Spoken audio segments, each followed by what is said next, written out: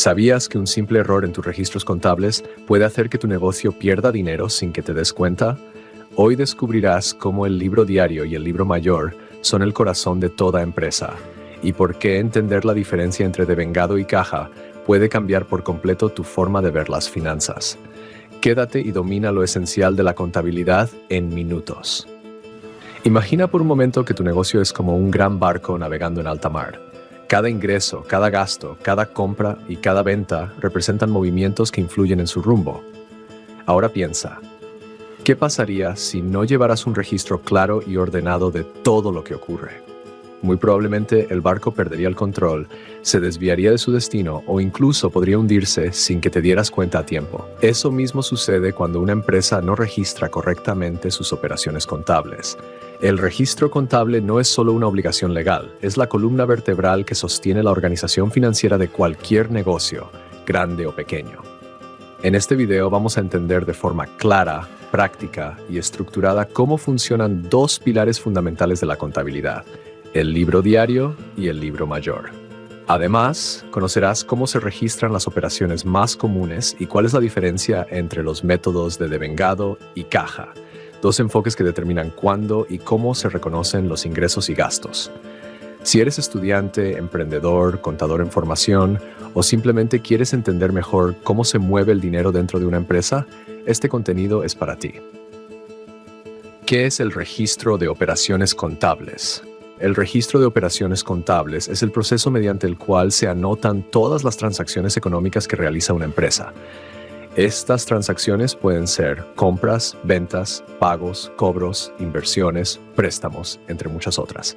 Cada una de estas operaciones afecta directamente las finanzas del negocio y por eso deben ser registradas de manera ordenada, cronológica y precisa.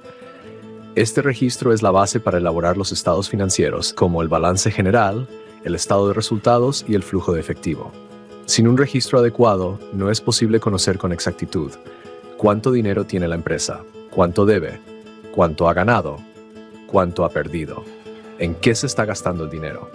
Por eso, aprender a registrar correctamente las operaciones contables no solo es una habilidad técnica, sino una herramienta esencial para una buena toma de decisiones. El libro diario, el punto de partida. El libro diario es el primer gran registro contable donde se anotan todas las operaciones que realiza una empresa, siguiendo un orden cronológico. Es decir, se registra cada transacción según ocurre en el tiempo. Cada anotación dentro del libro diario recibe el nombre de asiento contable. Este asiento debe reflejar al menos dos cuentas, una que se debita, una que se acredita.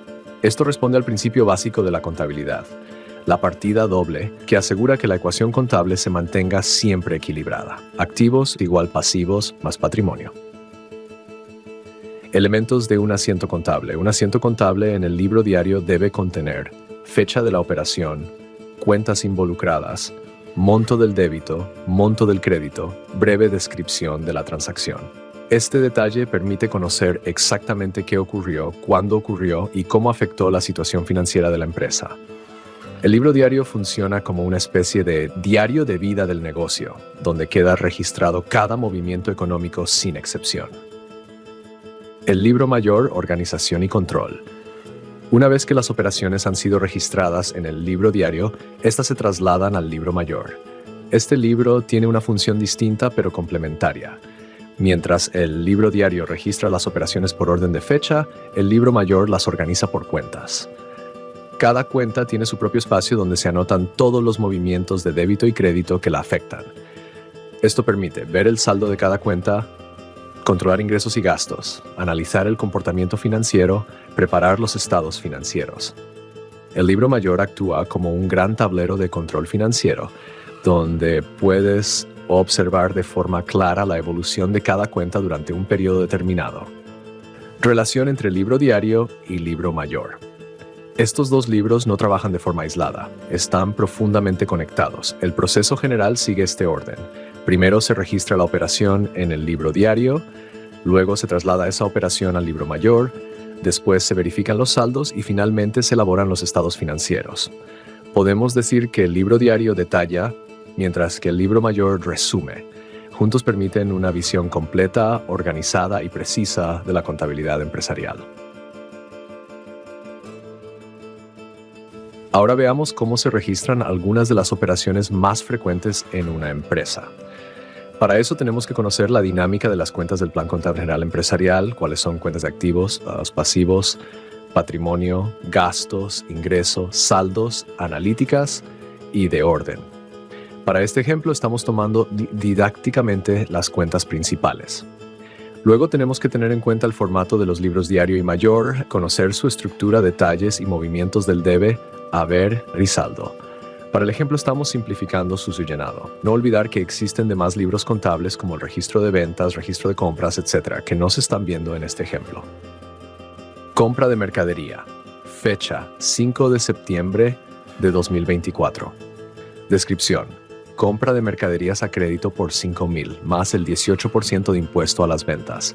En el libro diario. En el debe, cuenta 60 compras, $5,000. En el debe, cuenta 40 tributos, $900. En el haber, cuenta 42 cuentas por pagar comerciales, $5,900. En el debe, cuenta 20 mercaderías, $5,000. En el haber, cuenta 61 variación de inventario, $5,000. Venta de productos, fecha 10 de septiembre de 2024. Descripción, venta de productos a crédito por $3,000, más impuestos a las ventas. En el libro diario, en el debe, cuenta 12 cuentas por cobrar comerciales, $3,540. En el debe, cuenta 40 tributos, $540. En el haber, cuenta 70 ventas, $3,000. Aquí se genera un ingreso, pero aún no se recibe el dinero. Se crea un derecho de cobro. Pago de sueldos. Fecha 15 de septiembre de 2024. Descripción, pago de sueldos por $3,000 en el libro diario, en el debe, cuenta 62, gastos de personal, $3,270. En el haber, cuenta 40 tributos, $270. En el haber, cuenta 41 remuneraciones por pagar, $3,000. En el debe, cuenta 95 gastos de venta, $3,270.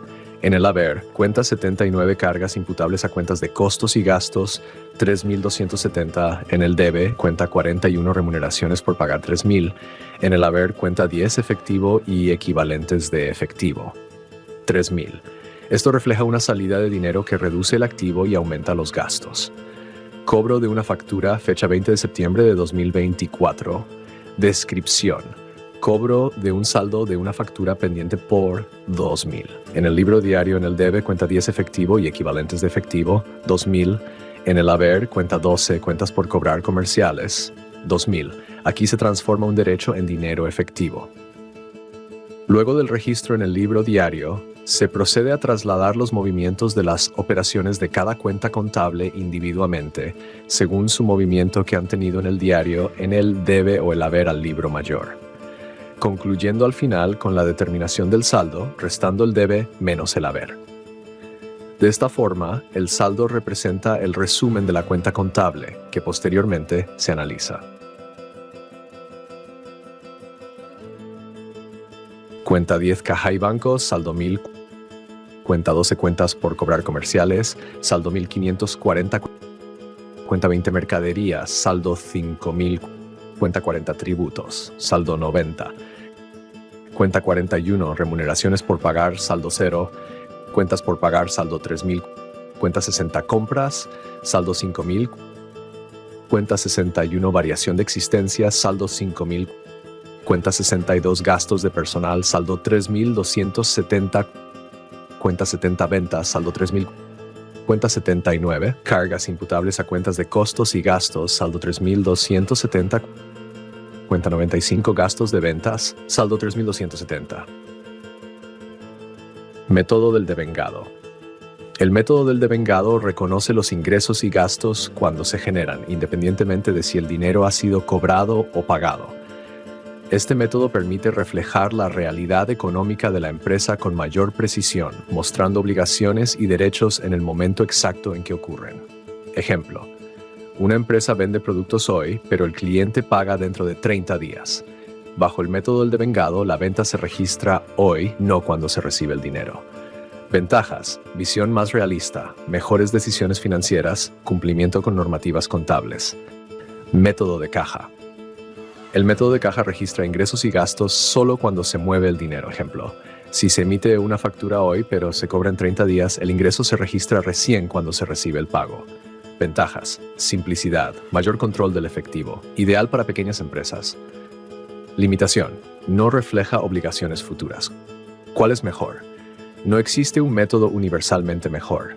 Todo depende del tipo de empresa, el tamaño, los objetivos y las exigencias legales. Sin embargo, el método del devengado es el más utilizado por las empresas formales debido a su precisión y coherencia financiera. Importancia del registro contable. Un registro contable adecuado permite control financiero, prevención de errores, toma de decisiones informadas, cumplimiento legal, transparencia empresarial. Es la base para la confianza de inversionistas, bancos y autoridades fiscales. Dominar el registro de operaciones contables es entender el lenguaje del dinero. Es conocer el pulso interno de tu empresa y tener el poder de anticiparte a problemas financieros. El libro diario y el libro mayor no son simples documentos, son herramientas estratégicas que permiten que una empresa crezca con orden, claridad y visión. Recuerda, una buena contabilidad no solo registra el pasado, construye el futuro. Si deseas aprender más sobre contabilidad, gestión financiera y organización empresarial, suscríbete al canal, activa la campana y acompáñanos en este viaje hacia el dominio de las finanzas.